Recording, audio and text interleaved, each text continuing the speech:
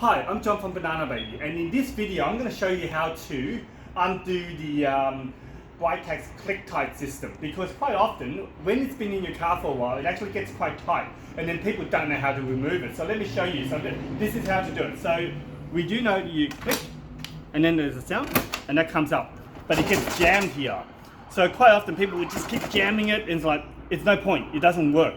So the trick to doing it is this.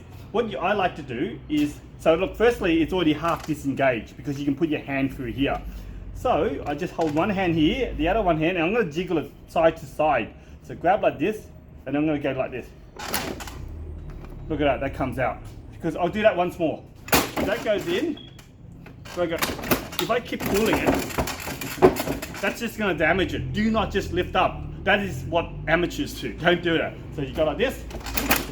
Done. That's it. So thank you for watching this video. I'm John from Banana Baby. So if you've got any car seat installation or issues, come and see us.